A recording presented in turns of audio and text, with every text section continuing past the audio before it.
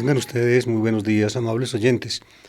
Saludo especialmente a los que escuchan la emisora acá en la ciudad de Medellín, 1530 AM, La Voz de Jesucristo, y a los que siguen la programación a través de la Red Mundial de Comunicaciones.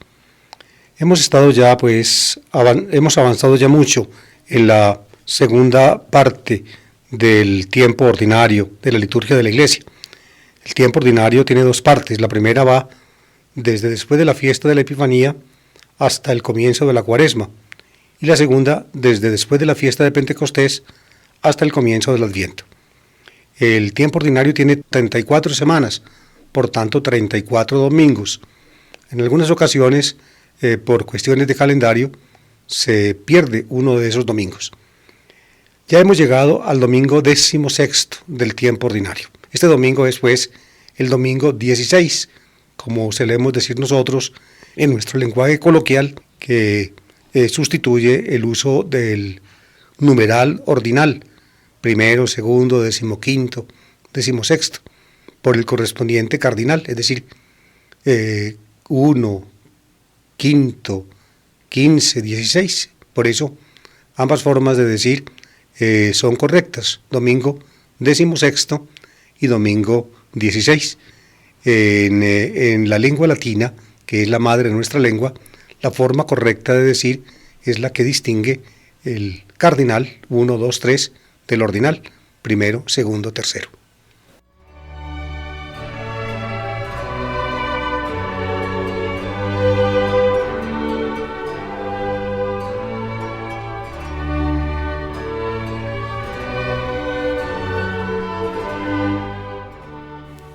Como siempre, en el tiempo ordinario hay tres lecturas fijadas para la liturgia de la Eucaristía. La primera tomada del Antiguo Testamento, la segunda de una carta apostólica y la tercera el texto evangélico. Hay tres ciclos dominicales en el tiempo ordinario, A, B y C. En el ciclo A se prefiere el Evangelio según Mateo, en el B según Marcos, en el C según Lucas. Como estamos en el ciclo A, entonces la lectura está siendo tomada del Evangelio de San Mateo. Este domingo toca, pues, la primera lectura del libro de la sabiduría. Sofía Salomonos se llama este libro, que pertenece a el grupito de los 7 libros que para los evangélicos son considerados apócrifos, es decir, no pertenecen al canon, pero para los católicos pertenecen al canon y nosotros solemos llamarlos deuterocanónicos para distinguirlos de los otros libros del Antiguo Testamento que son protocanónicos o canónicos simplemente. El canon hebreo de la Biblia no contempla, pues, estos 7 libros. En una sinagoga judía no se leen estos 7 libros, y ahí se inspiró precisamente Martin Luther para suprimir también estos libros en su traducción de la Biblia a la lengua alemana.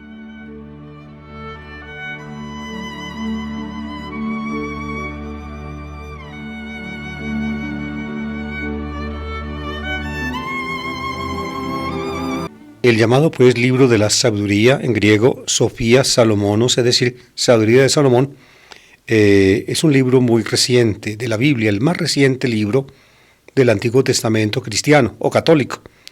Fue escrito en griego, fue escrito por algún autor anónimo de la comunidad judía de Alejandría. En Alejandría, el norte de Egipto, vivían muchos judíos desde tiempos anteriores. Desde la fundación de Alejandría, por la conquista de Egipto hecha por Alejandro el Grande. Él fundó esta ciudad en la costa y puso allí, diría yo, la capital de Egipto como colonia de Macedonia, pues el rey de Macedonia era Filipe y Alejandro, su hijo, fue el que inició una serie de conquistas muy grandes que lo llevó, pues, desde Grecia a través de Egipto, luego Palestina, Siria, lo llevó hasta Mesopotamia y Persia, es decir, prácticamente hasta lo que hoy es la frontera entre la India y Pakistán. Imagínense ustedes, el gran imperio de Alejandro. Pues bien, allí desde la época de Alejandro empezaron a vivir judíos, donde había posibilidades de comercio y de riqueza, ustedes saben, nuestros hermanos los judíos siempre están allí. La situación de Palestina era ciertamente más pobre, más difícil que en Egipto. Cuando murió Alejandro y lo sucedieron allí una dinastía egipcia de generales de Alejandro, encabezada por uno que llamaba Ptolomeo. A este Ptolomeo primero lo siguió toda una serie de reyes que llevaban casi siempre el mismo nombre, Ptolomeo, segundo, tercero, etc. A esa dinastía ptolomaica, como se suele decir, perteneció también una amiga nuestra, muy conocida por la historia, y también pues porque ya le tocó lidiar con los generales romanos. Se llamaba Cleopatra, la famosa reina de Egipto, que tuvo entre sus amantes al mismo Julio César, luego a Marco Antonio, una gran película de Hollywood sobre Cleopatra, protagonizada por la preciosa artista o actriz judía Elizabeth Taylor. Esa la vi yo en la época de mi digamos, postrera juventud. Una película, digamos, admirable. Yo no sé por qué estos días, en algún comentario cinematográfico, escuchaba yo una crítica a Elizabeth Taylor por esta caracterización que hizo de la reina de Egipto, Cleopatra. En todo caso, cuando yo vi la película, esta me encantó, y también Elizabeth Taylor, pues una actriz americana de raza judía muy hermosa.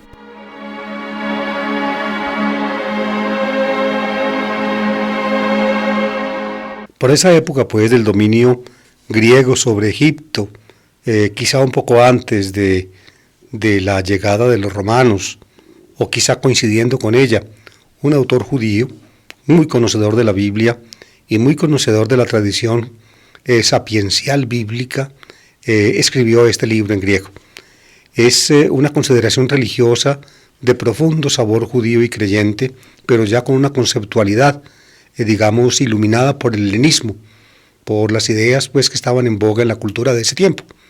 El helenismo había permeado toda Palestina y toda Siria, aún había penetrado en grupos judíos recalcitrantemente antihelenistas.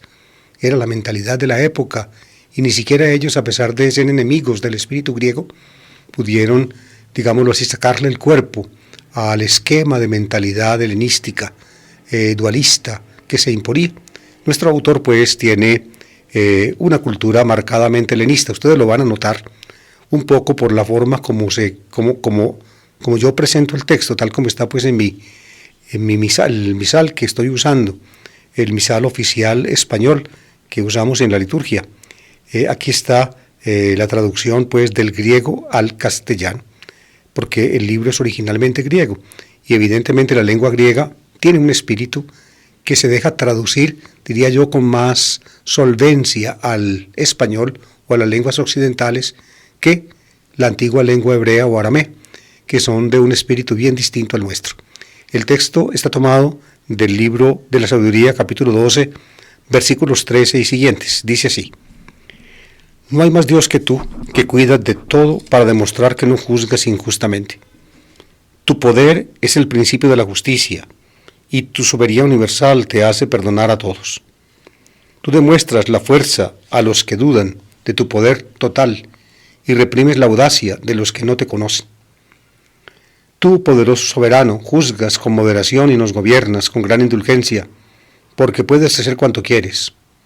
Obrando así, enseñaste a tu pueblo que el justo debe ser humano, y diste a tus hijos la dulce esperanza de que en el pecado das lugar al arrepentimiento.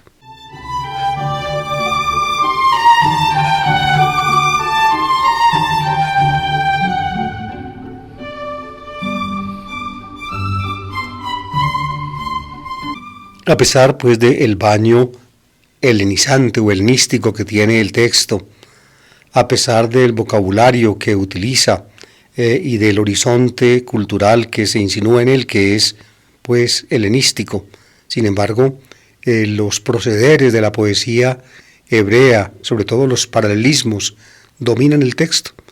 Ya les expliqué alguna vez que es una característica de la poética hebrea, en general semítica, el paralelismo, es decir, poner en versos contiguos una idea que se repite o que se contradice o que se completa. Ahí están las tres formas de paralelismo normales, que son el paralelismo sinónimo, cuando la segunda parte dice lo mismo que la primera, o el paralelismo antitético, cuando la segunda parte dice lo contrario de la anterior, o el sintético, cuando la segunda parte completa la idea de la primera. Fíjense ustedes los paralelismos aquí, los hago notar solamente para que ustedes vayan, digamos, cuando lean la Biblia, vayan teniendo, digamos, una cierta perspicacia para adivinar la forma poética detrás de una forma aparentemente prosaica. Dice, no hay más Dios que tú, que cuidas de todo, para demostrar que no juzgas injustamente.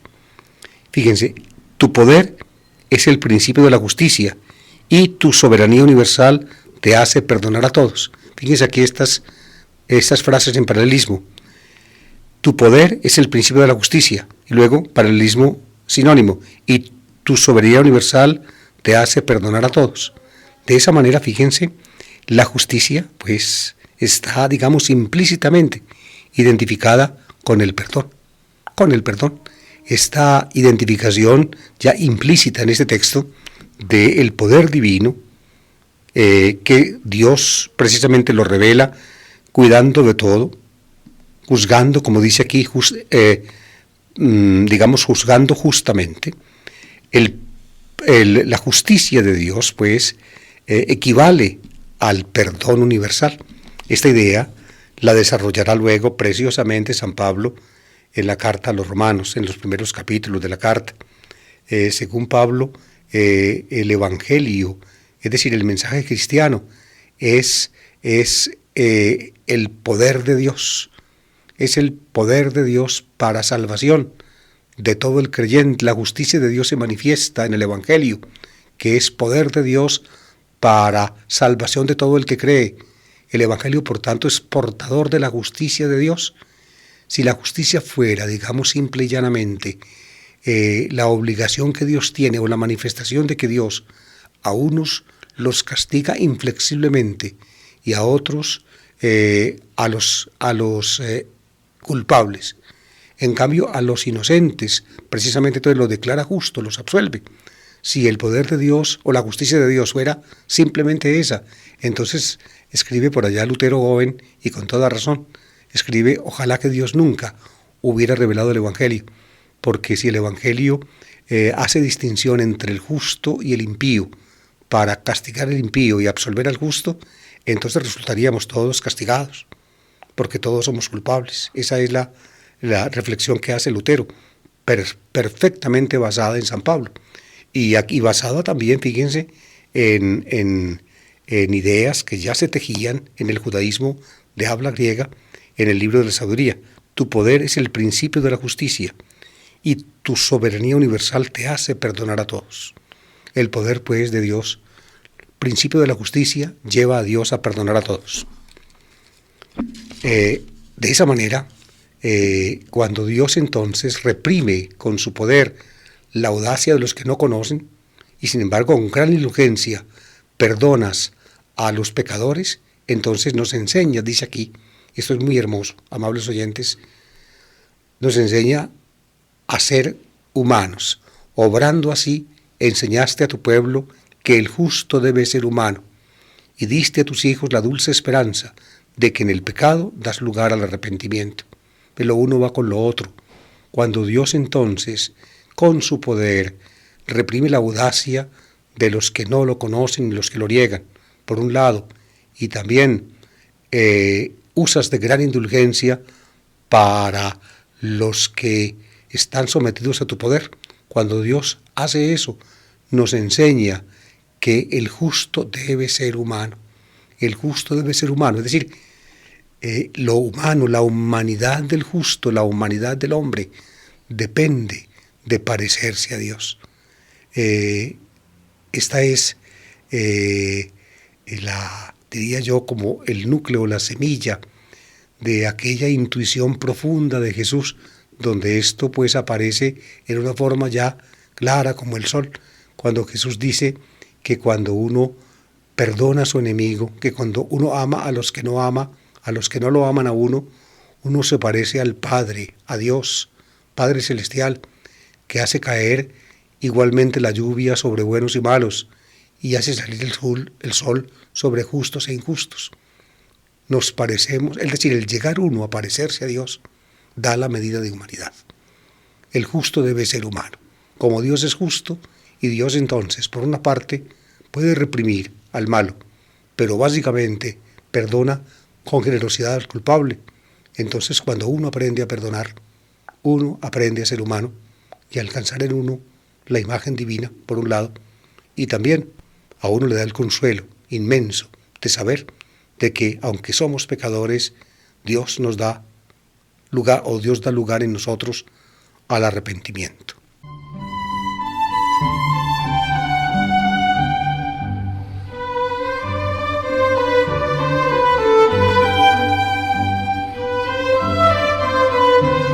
Hemos estado leyendo, queridos oyentes, estos domingos apartes de la carta a los romanos de San Pablo en la segunda lectura. Recuerdo que leímos al retomar el tiempo ordinario, leímos por allá un pedacito del capítulo 3, luego también del capítulo 4 de Romanos, luego del capítulo 5, y finalmente hemos leído en los últimos domingos pedacitos del capítulo 8. El capítulo 8 de la carta a los Romanos es la síntesis quizá más preciosa de la soteriología de San Pablo, es decir, de la concepción paulina de la salvación como don incoado, como un regalo de Dios que comienza en el presente, cuando Dios nos justifica y nos reconcilia, y consiste en el don del Espíritu. Dios nos da su Espíritu. El Espíritu que nos da a Dios es, diría yo, una fuerza interior que nos renueva, que nos da nueva vida, que nos hace renacer, es decir, y es digámoslo así, el único instrumento que nos permite a nosotros desde adentro resistir el poder del pecado que actúa en nosotros. Tenemos pues el pneuma, el Espíritu de Dios, y con el Espíritu de Dios en nosotros, como primicia de la salvación, nosotros vivimos ya para Dios y podemos esperar lo que el Espíritu contiene como arras, como prenda futura, que es la resurrección aún del cuerpo, es decir, el vivir en cuerpo y espíritu para Dios eternamente. Eso es lo que resume el capítulo 8 de la carta a los Romanos, que hemos estado leyendo a cuentagotas en estos domingos pasados. Hoy encontramos un texto particularmente significativo hacia el final del capítulo 8, es el capítulo 8, 26-27. Son 2 versículos donde Pablo muestra, diría yo, otra de las funciones del Espíritu en nosotros. Dice así: hermanos, el Espíritu viene en ayuda de nuestra debilidad, porque nosotros mismos no sabemos pedir lo que nos conviene, pero el Espíritu mismo intercede por nosotros con gemidos inefables. El que escudriña los corazones sabe cuál es el deseo del Espíritu, y que su intercesión por los santos es según Dios.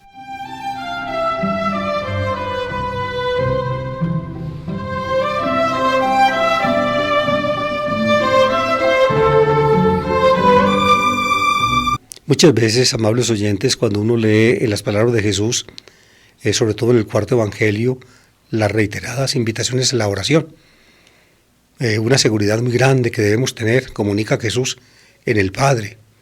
Esas palabras de Jesús que escuchamos en el Sermón de la Montaña de Mateo y también en el capítulo 11 de Lucas, después del Padre Nuestro, son muy significativas. Pedid y se os dará, buscad y hallaréis, llamad y se os abrirá, porque quien pide recibe, y quien busca halla, y aquel que llama se le abre.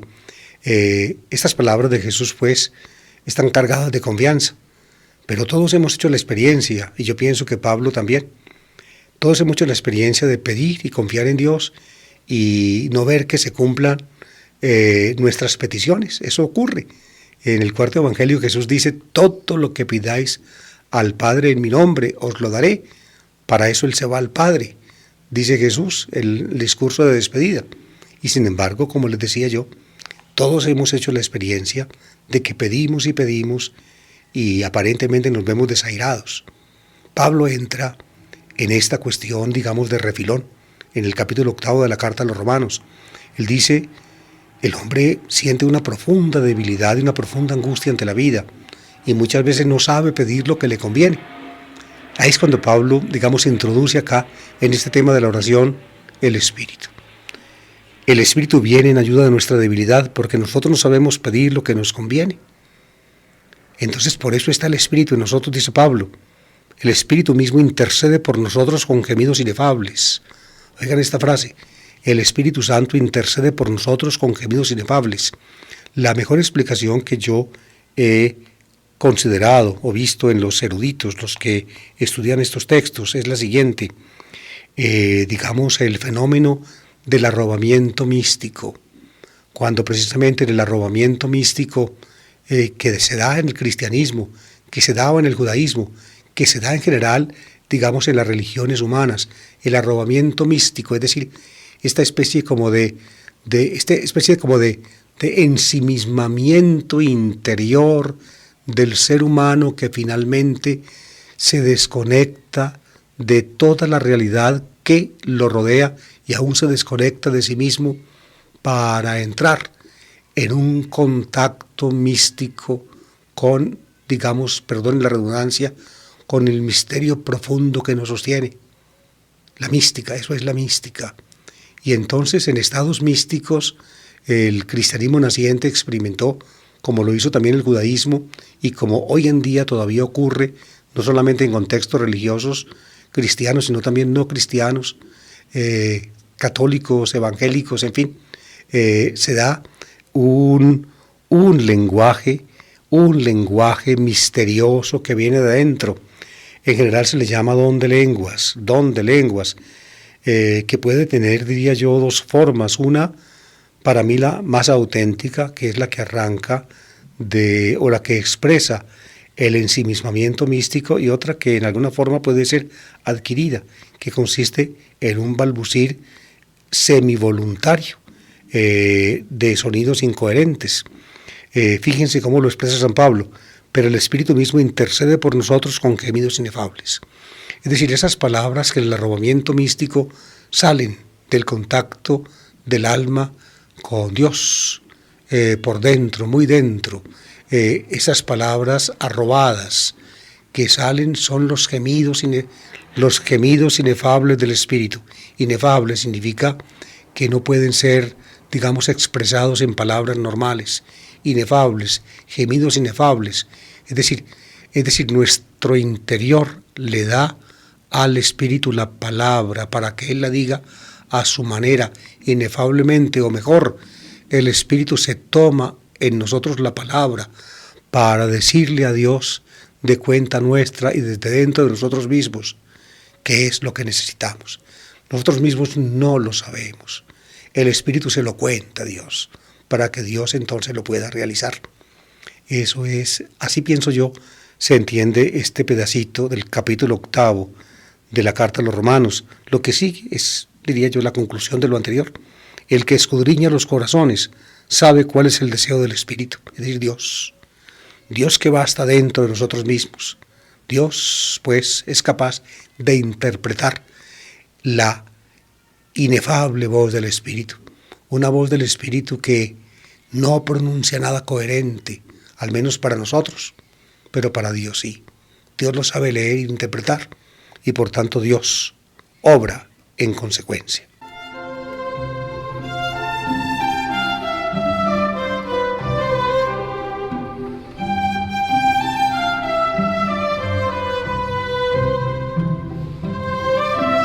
Y finalmente llega el texto evangélico que, como les he dicho, está tomado en el ciclo A de los domingos del Evangelio de San Mateo. El domingo pasado empezamos a leer el capítulo 13 de Mateo. En estos 3 domingos, el pasado, este y el próximo, vamos a completar pues la lectura del capítulo 13, que los liturgistas que señalaron las lecturas para los domingos quisieron reproducir íntegramente. Le dieron pues mucha importancia los liturgistas al capítulo 13, el sermón en parábolas de Mateo. En Mateo, para escribir el sermón de parábolas, como para escribir su evangelio completo, se basó en Marcos. En Marcos el sermón de parábolas está en el capítulo 4, en Mateo en el capítulo 13. Ustedes ven qué cantidad de cosas las que le añade Mateo a Marcos cuando en el capítulo 13 apenas recupera Mateo 13, pues lo que Marcos puso al comienzo de su obra, capítulo 4. Pero este no es el tema de hoy. Más bien les digo lo siguiente. En Marcos 4, el evangelista usa una colección ya previa de parábolas agrícolas de Jesús. El tema es agrícola. 3 parábolas de tema agrícola aparecen coleccionadas y Marcos entonces las pone en el capítulo 4 desde un escenario muy sugestivo que construye. Jesús está en la orilla del mar, mucha gente está con él, lo rodea la gente, entonces para poderles hablar y que lo oigan todos, se sube en la barca, se sienta en una punta de la barca y desde de la barca le habla a la gente que en tierra, pues tal vez en forma de semicírculo, rodea a Jesús y lo escucha. Ese es el escenario sugestivo que Marcos construye y Mateo lo retoma. Las 3 parábolas agrícolas, de tema agrícola de Marcos son la de la semilla o sembrador. Acuérdense que en Mateo ya la vimos el domingo pasado. Luego, una parábola muy parecida, que es la parábola que crece por sí sola, sin que el agricultor haga nada fuera de esparcir la semilla y luego recoger la cosecha. Todo lo otro, dice Jesús, lo hace la tierra. Esa es la segunda parábola. Esa segunda parábola la reemplaza Mateo por otra parábola que tocará leer este domingo. Y luego la tercera parábola agrícola de Marcos es la del grano de mostaza, una semillita pequeña que se convierte en un arbusto capaz de albergar en sus ramas los nidos de los pájaros. Ahí están las 3 parábolas agrícolas de Marcos. Marcos toma las 3 y les hace incisos y forma pues el sermón del capítulo 4. Mateo se basa en Marcos, pero Mateo añade más parábolas. Primero comienza como Marcos, con la del sembrador, luego los 2 incisos de Marcos a la parábola del sembrador, lo leímos el domingo pasado, es decir, una explicación de por qué Jesús habla en parábolas, y luego la alegoría de la parábola del sembrador. Acuérdense que ese fue el tema del evangelio del domingo pasado. Mateo pues comienza con la parábola llamada pues del sembrador en esos 3 apartes. La parábola misma, una explicación y luego la explicación alegórica de la parábola. Y enseguida Mateo hace una preciosa, artística construcción. Pone en primer lugar la segunda parábola que también es agrícola, con la cual Mateo reemplaza la de la parábola de la semilla que crece por sí sola, que traía Marcos. Mateo la omite y en lugar de esa pone la parábola también agrícola del trigo y la cizaña. Tocará leerla hoy. Y enseguida pone 2 parabolitas pequeñas, paralelas, con el mismo tema. La primera es la del árbol de mostaza, que la tiene Marcos también, y luego la de la mujer que utiliza un paquetico de levadura para hacer panes. Ahí están esas 2 parabolitas pequeñas, fíjense, las toma Mateo. La primera está en Marcos, pero Mateo no toma la de Marcos, la conoce y en alguna forma la versión de Marcos le influye en Mateo, pero Mateo toma esas 2 parabolitas pequeñas de la otra fuente, la que está en Lucas, la fuente Q. Por eso también en Lucas aparecen estas 2 parábolas más adelante. Ven, esa es. Y enseguida Mateo termina con la explicación alegórica de la parábola del trigo y la cizaña.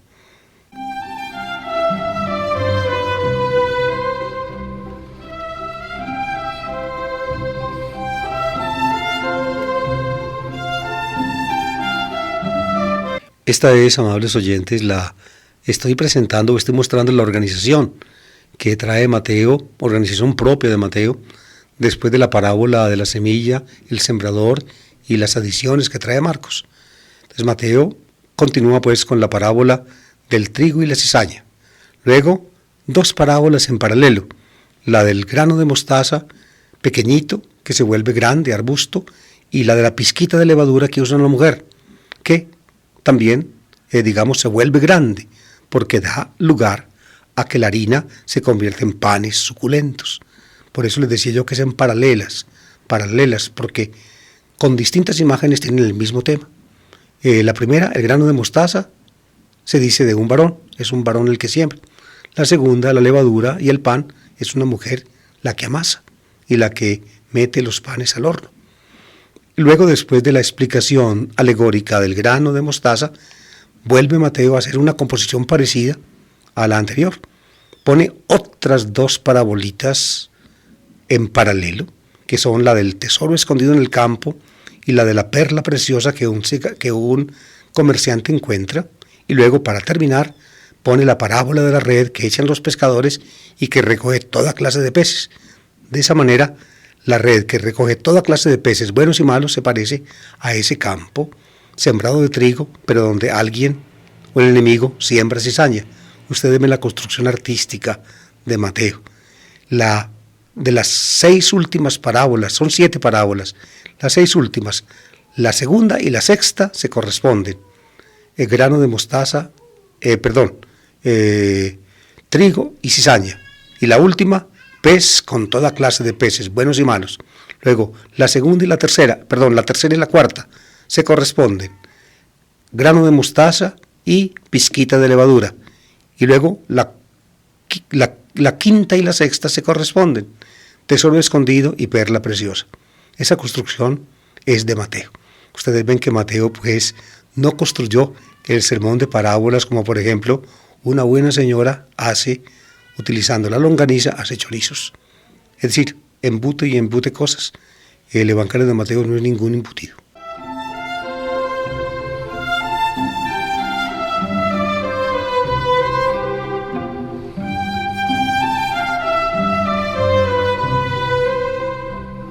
Y ahora sí, después de estos pormenores, escuchemos el texto. En aquel tiempo Jesús propuso esta parábola a la gente. El reino de los cielos se parece a un hombre que sembró buena semilla en su campo. Pero mientras la gente dormía, un enemigo fue y sembró cizaña en medio del trigo y se marchó. Cuando empezaba a verdear y se formaba la espiga, apareció también la cizaña. Entonces fueron los criados a decirle al patrón: Señor, ¿no sembraste buena semilla en tu campo? ¿De dónde sale la cizaña? Él les dijo: un enemigo lo ha hecho. Los criados le preguntaron: ¿quieres que vayamos a arrancarla? Pero él les respondió: no, que podréis arrancar también el trigo. Dejadlos crecer juntos hasta la siega. Y cuando llegue la siega, diré a los segadores: arrancad primero la cizaña y atadla en gavillas para quemarla, y el trigo almacenadlo en mi granero.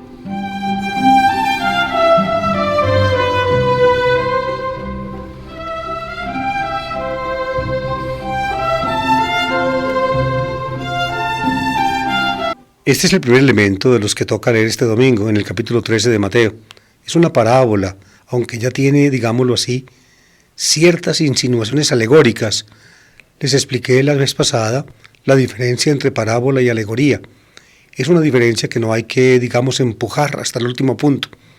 En algún tiempo de la investigación crítica de los evangelios, sobre todo un autor alemán, Jülicher se llamaba, escribió un libro, tal vez el libro que comenzó esta investigación de las parábolas de Jesús. Jülicher decía que Jesús había hablado en parábolas, pero nunca en alegorías, y por eso entonces, muy drásticamente, actuó frente a la tradición evangélica. Hoy en día no se piensa así ya, en esa drasticidad. Se sabe que Jesús habló en parábolas, pero probablemente Jesús también empleó elementos alegóricos, y la composición de parábolas en los evangelios pues tiene ya de por sí rasgos alegóricos, y estos pueden, remontarse al uso mismo de Jesús. Pues bien, básicamente esta es una parábola. Empieza con un tema que es trascendental para poderlo entender, una introducción. Probablemente la introducción es de Mateo. El reino de los cielos se parece a un hombre, se parece. Quiere Jesús hablar pues del reino de los cielos. Y para que la gente le entienda lo que quiere decir, dice a qué se parece el reino de los cielos. ¿Qué es básicamente el reino de los cielos? Es la acción definitiva de Dios. Fíjense, esa es la concepción básica de Jesús y también de los primeros cristianos. Reino de los cielos no es tanto un lugar donde Dios reina. Probablemente no, con seguridad, la designación reino de los cielos es de la comunidad de Mateo y de Mateo mismo, para eludir la pronunciación del nombre divino. En lugar de decir reino de Dios en griego, Basilia tu Theou, decían reino de los cielos, Basilia ton uranon. Detrás de los cielos se esconde por tanto Dios. Al decir los cielos se piensa en Dios, se está hablando de Dios. El reino de los cielos es por tanto la acción definitiva de Dios. Pues la pregunta es esta: ¿cómo actúa Dios? ¿Cómo actúa Dios definitivamente? Pues aquí lo explica Jesús. Se parece lo que Dios hace, lo que está haciendo ahora y lo que hará, se parece a lo que hace un hombre. ¿Qué hizo ese hombre? Fue y sembró buena semilla en su campo. Pero la cosa no quedó así, porque mientras los trabajadores de él, que seguramente fueron utilizados para el sembradío, un enemigo fue al campo y sembró cizaña, es decir, mala semilla, y se marchó. De modo que el campo quedó sembrado por el patrón, por el Señor, es decir, uno entiende ya, por Dios, con buena semilla. Y llegó el enemigo. Fíjense, aquí nos explica quién es el enemigo que viene a sembrar la mala semilla. Más adelante se explicará. En la parábola misma no aparece, pero ya se insinúa. Por eso les decía yo que ciertos rasgos alegóricos se dejan sentir desde la parábola misma. El enemigo pues sembró cizaña cuando los trabajadores dormían y se fue. Cuando empezaba a verdear el trigo sembrado, ya se formaba la espiga, también apareció la cizaña.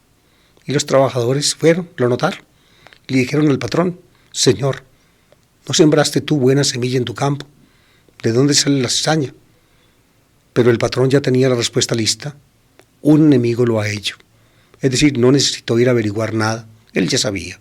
Esto indica, amables oyentes, que la narración parabólica, es decir, la imagen que usa Jesús para que la gente entienda qué es el reino de los cielos, es decir, cómo actúa Dios, ya en esa narración Jesús sabe de qué está hablando y la gente también debe saber. Cuando pues el patrón identifica pues al que como enemigo, al que sembró la cizaña, los trabajadores le proponen: ¿quieres que vayamos a arrancarla? Y el patrón dijo: no, de ninguna manera, porque son tan parecidos el trigo y la cizaña cuando están brotando, que al arrancar el uno, también pueden arrancar el otro. Déjenlos juntos. Por tanto, le da tiempo el patrón al sembradío, sembrado por él con trigo, por el enemigo con cizaña. Le da tiempo, ¿hasta cuándo? Hasta la siega, es decir, hasta la cosecha del trigo, cuando los segadores con la hoz cortan las espigas. Cuando hagan eso, ahí sí, distingan. Corten y primero recojan la cizaña, átenla en manojos para quemarla en el horno y al trigo lleven sobre el granero. El significado de la parábola, básicamente, pienso yo, podríamos resumirlo así: la obra de Dios es su reino. La obra de Dios es su reino, pero dentro de la obra de Dios se meten resultados de obras maléficas. Pues bien, Dios no procede desde ahora a distinguir. Da tiempo. El tiempo de la siega en la cosecha de trigo es como la señal del tiempo final, cuando finalmente se distinguirá entre los buenos y los malos, entre el bien y el mal, entre la obra de Dios y la obra del enemigo.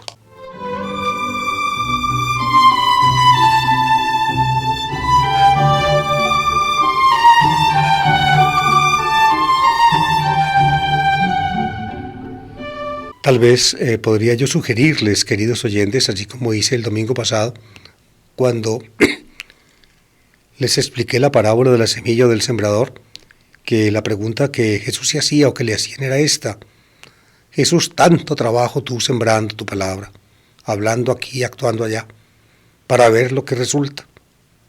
Se pierde, todo eso se pierde. Y Jesús contestaba, bueno, aunque como en la semilla que siembra el sembrador se pierde en grandes porciones, finalmente la que no se pierde, la que cae en tierra buena, da una cosecha que compensa todo lo demás.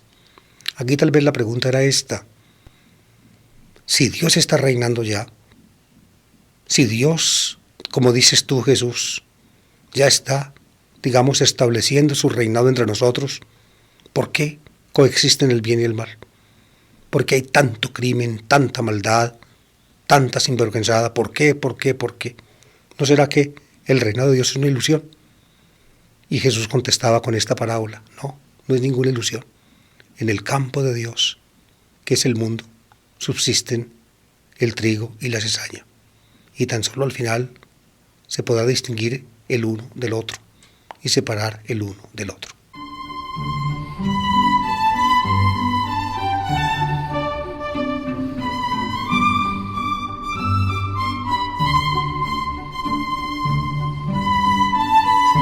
Como les expliqué, después de esta parábola del trigo y la cizaña, Mateo añade otras dos en paralelo, otras dos que tienen el mismo tema, pero están basadas en diferente imagen. Estas dos las toma Mateo de la fuente Q, por eso las encontramos también en el Evangelio de Lucas. Las dos parábolas pues son las siguientes.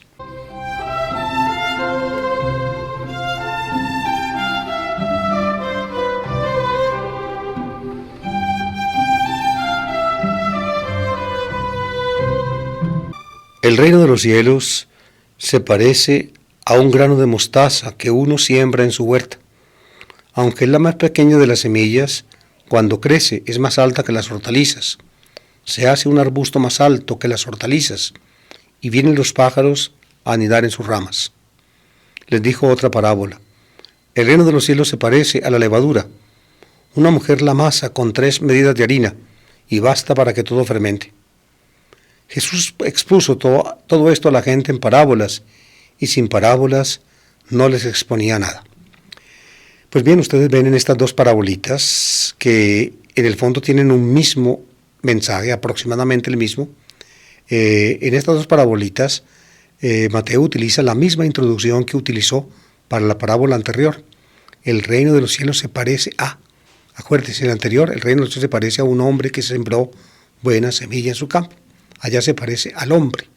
Aquí el reino de Dios se parece, o el reino de los cielos se parece a la semillita de mostaza. Fíjense cómo cambia. Al hombre que siembra el trigo y aquí a la semillita que siembra, que es de mostaza. Y luego la siguiente parábola empieza parecido. El reino de los cielos se parece a la levadura. Fíjense, a la levadura. No a la mujer que echa la levadura en la masa, sino a la levadura. Se ve que estas dos parabolitas van en paralelo y no proceden de la misma fuente de donde Mateo saca la parábola anterior con la que reemplaza la de la semilla que crece por sí sola de Marcos. Bueno, son detalles un poco dispendiosos. Uno tiene que mirar mucho el texto y poner mucho cuidado para poderlos captar. Pero una cosa creo yo que ustedes sí captan: la comparación del reino de los cielos. ¿Qué quiere aclarar Jesús? ¿Cómo es el reino de los cielos? Es decir, la acción definitiva de Dios. Pues bien, se parece a una semillita de mostaza y se parece a la levadura que usa una mujer. La semillita de mostaza es pequeñita, es un granito muy pequeño. La levadura que usa una mujer para amasar harina es también una pizquita. Sí, las que saben hacer pan lo conocen muy bien. Si se le pasa la mano en levadura a la que está haciendo los panes, le quedan los panes, diría yo, como pegotudos, que estiran. Tiene que ser la medida exacta, de acuerdo con la harina. Fíjense, así actúa Dios, o así se parece lo que Dios hace. Su reino se parece a un granito pequeño que finalmente al crecer, al ser sembrado en la huerta y al crecer, se vuelve un arbusto grande. Y lo mismo la levadura que utiliza la mujer, la utiliza con 3 medidas de harina y todo fermenta. El pedacito de levadura hace que todo fermente. Es decir, el granito pequeño se vuelve un arbusto grande y la pizquita de levadura transforma en suculentos panes la masa amasada con agua. Agua y levadura, luego cocida en el horno, queda como suculentos panes.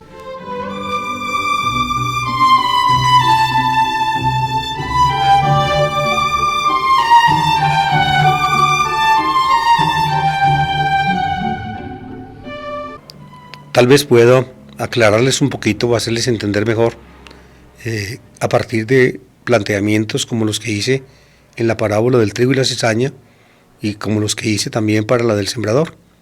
Quizá la pregunta que se hacía Jesús o que le hacían a Jesús era esta: pero ¿cómo dices tú que Dios está reinando? ¿Y dónde aparece su reino? ¿Dónde se ve que Dios reine? No se ve nada. Se ve todo igual. O como dice la gente actualmente: hace 2000 años que hay cristianismo y que hay iglesia y que vino Jesús. ¿Y qué? Este mundo está peor que antes. Fíjense, es más o menos un mismo planteamiento. Tal vez Jesús se hacía la pregunta o se la hacían a él: ¿y dónde aparece que Dios reine? ¿Dónde aparece? Si es que esto sigue como va, como ha sido siempre. Jesús contestaba: es que el reino de Dios, es decir, lo que Dios hace, es como una semillita pequeña. Ahora se ve pequeña, insignificante, pero se convierte en un árbol grande. El contraste, por tanto, es entre la pequeñez de ahora con la grandeza de entonces. ¿Ven? Así es la obra de Dios. La pizquita de levadura, ahora pequeña, y todos los panes, la harina de los panes suculentos, bien fermentados y bien cocidos. El contraste es, pues, entre la apariencia actual, insignificante, de la acción de Dios y su poder y manifestación avasallante de entonces, del futuro, de la plenitud del reino de Dios.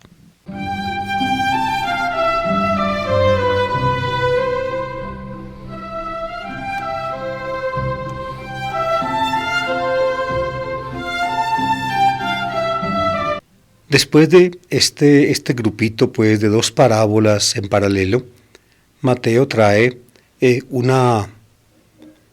algo que es muy común en su evangelio. Es una cita escriturística con la cual Mateo quiere fundar en la escritura lo que hace Jesús. La escritura se cumple, no solamente lo que Jesús dice, sino también lo que Jesús hace. Así lo escribe él: así se cumplió el oráculo del profeta: abriré mi boca diciendo parábolas, anunciaré lo secreto desde la fundación del mundo. Esto corresponde no a una cita profética propiamente dicha, sino a un salmo, como ustedes saben. Pues Mateo muestra que cuando Jesús habló en parábolas, entonces está cumpliendo la palabra profética de la Biblia. En la Biblia está anunciado así. Pues bien, aquí comienza en el discurso de parábolas de Mateo una segunda parte donde la enseñanza va a ser reservada. Hasta donde vamos, Jesús ha dicho las parábolas a la gente. Ahora les va a hablar a los discípulos. Escuchen lo que sigue. Y con esto termina el texto que toca leer este domingo. Luego dejó a la gente y se fue a la casa. Los discípulos se le acercaron a decirle: acláranos la parábola de la cizaña del campo. Fíjense, comienza pues con una explicación alegórica, es decir, detallada, donde la narración de la parábola llena de detalles. Esos detalles son metafóricamente aplicados a realidades que la gente puede entender. Es lo que hace Jesús, esa es la alegoría. Escuchemos para terminar la explicación alegórica. No tengo ya tiempo de dedicar, no tengo tiempo de dedicar algunas palabras a cada elemento, pero escuchándolo ustedes ya se dan cuenta de muchas cosas. Él les contestó: el que siembra la buena semilla es el Hijo del Hombre. Es decir, la explicación alegórica, fíjense, refiere al dueño del campo que manda sembrar semilla, lo refiere al Hijo del Hombre. Es la acción misma de Jesús. Y sigue: el campo es el mundo, la buena semilla son los ciudadanos del reino, las cizañas son los partidarios del maligno. Los ciudadanos del reino son pues los cristianos, los que escuchan el mensaje y lo aceptan. Los partidarios del maligno son los que no la escuchan, los que obran mal. El enemigo que la siembra es el diablo. Fíjense, ya aquí el enemigo, que en la parábola no era identificado, es identificado. Por tanto, el Hijo del Hombre que siembra buena semilla contrasta con el diablo, que es el que siembra la mala. Y sigue, la cosecha es el fin del mundo, y los segadores son los ángeles. Ustedes ven, cada o muchos elementos de la parábola van siendo metafóricamente interpretados, alegóricamente interpretados. Es decir, se señalan las realidades que detrás presuntamente de esos elementos se ocultan. Lo mismo que se arranca la cizaña y se quema, así será el fin del tiempo. El Hijo del Hombre enviará a sus ángeles y arrancarán de su reino todos los corruptores y malvados, y los arrojarán al horno encendido. Allí será el llanto y el rechinar de dientes. Entonces los justos brillarán como el sol en el reino de su Padre. El que tenga oídos, que oiga. Ahí termina el texto que toca leer este domingo de la explicación alegórica de la parábola del trigo y la cizaña. Un punto muy importante, queridos oyentes, es este. El mundo sembrado por Jesús y luego por los predicadores cristianos, es el reino del Hijo del Hombre. Esta idea, amables oyentes, es sumamente interesante y fue surgiendo seguro poco a poco en el cristianismo naciente. Esto nos lleva a pensar que según Mateo, y yo pienso no solo según Mateo, esta misma idea la encontramos nosotros aquí y allá, en todo el Nuevo Testamento. Según Mateo, en todo caso, fíjense, la labor que hizo Jesús y que hace ahora la Iglesia, digamos, diseminando el Evangelio, conforma el llamado reino del Hijo del Hombre. Estamos en el tiempo del reino del Hijo del Hombre. Ahora el Hijo del Hombre es rey. Pero fíjense, en el reino del Hijo del Hombre está al ladito, está también crecida la cizaña que sembró el enemigo. Por eso, la situación, diría yo, de la Iglesia hacia el mundo y aún de la Iglesia dentro de sí misma es una situación confusa, ambigua, problemática. ¿Por qué? Porque subsisten aún dentro de la Iglesia el trigo y la cizaña. Subsisten en el mundo los ciudadanos del reino y los partidarios del maligno, aún dentro de la Iglesia.